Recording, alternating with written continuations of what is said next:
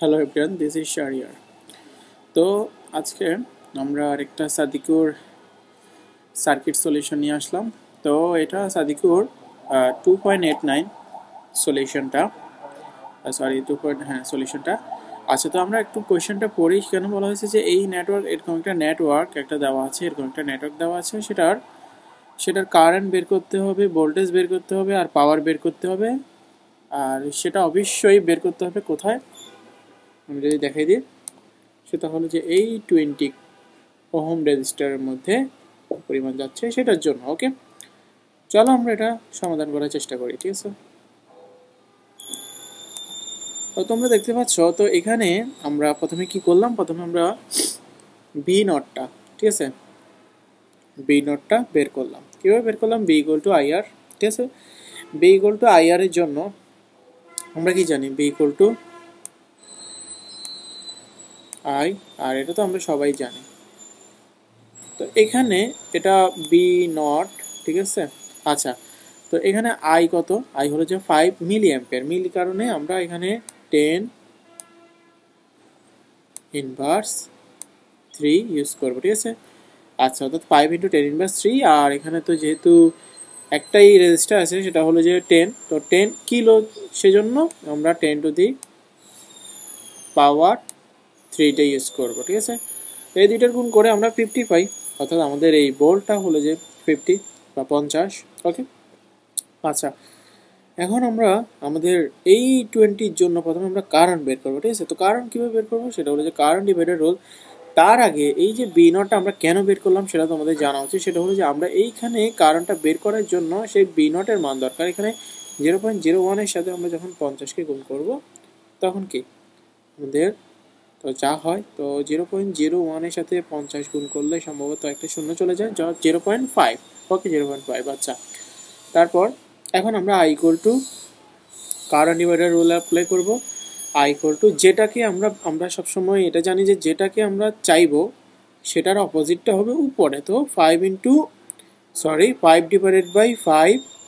আচ্ছা, 5 ইন্টু 5, এখানে একটা জিনিস দেখতে পাচ্ছ, সেটা হলো যে মাইনাস, ঠিক আছে। 5 ডিভাইডেড বাই 5 মাইনাস 20 ইন্টু এই কারেন্ট। আচ্ছা, এখন বলতে পারো মাইনাস কেন? আমরা তো ডিভাইডার রুলে কি জানি, সেটা হলো যে প্লাস।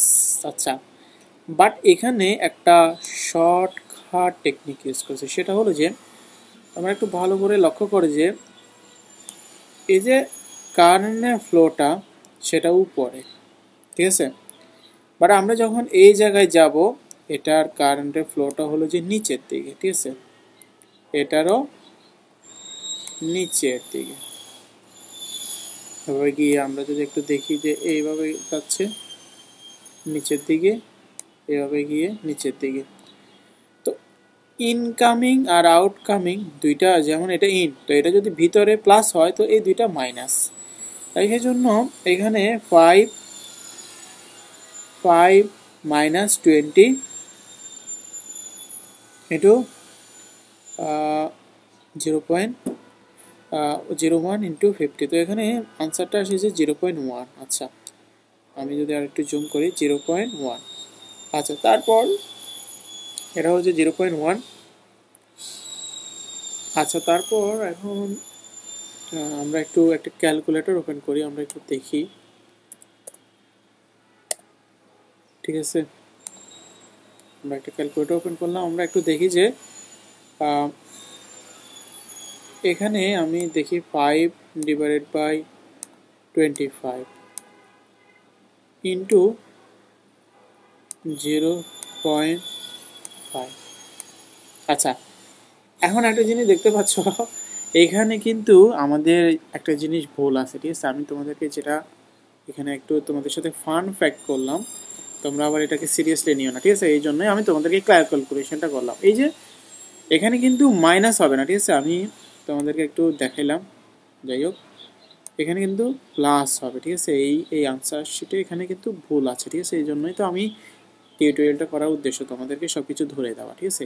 সেই জন্যই তো আমি তোমাদেরকে এটা দেখালাম যে কারেন্ট এদিকে যাচ্ছে, এদিকে যাচ্ছে, এদিকে যাচ্ছে, এদিকে যাচ্ছে। তো এটা ইনকামিং, আর এই দুইটা হলো যে আউটগোয়িং। তো দুইটা যোগ প্লাস ওই ইনকামিংটা গুণ। তো সেই জন্য এখানে 5 ইন্টু এটা, তারপর যে 5 প্লাস, তো 5 ডিভাইডেড বাই 25, তো এটাকে ভাগ করলে যেটা আসে সেটা 0.2, সেটার সাথে এটাকে গুণ করলে 0.1।